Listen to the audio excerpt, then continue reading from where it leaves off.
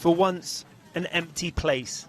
The Grenfell Inquiry chairman not at the hearing. The 75-year-old has COVID, but was well enough to join by Zoom. Of course, it would be irresponsible to return to work until I'm confident that I'm not infectious.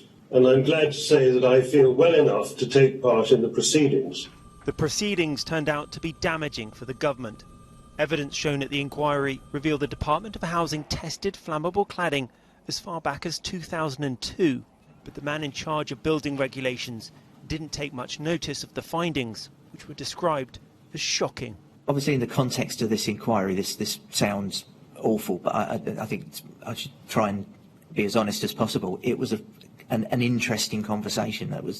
That's what I recall. But why, the inquiry asked, if government knew about the dangers of combustible materials on buildings 15 years before Grenfell, why did they still allow it on high-rise buildings back then? Did you have any thoughts at the time along the lines of, well, we can't be having any of that above 18 metres in this country?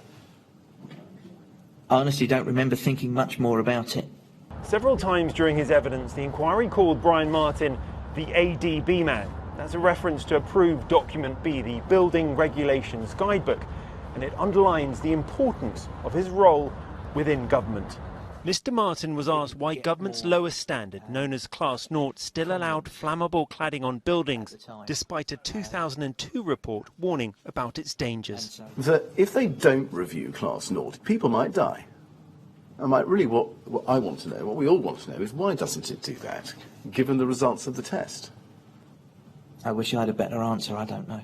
15 years later, 72 people did die because of flammable material on buildings. Mr. Martin's evidence continues tomorrow. Rags Martel, ITV News at the Grenfell Inquiry.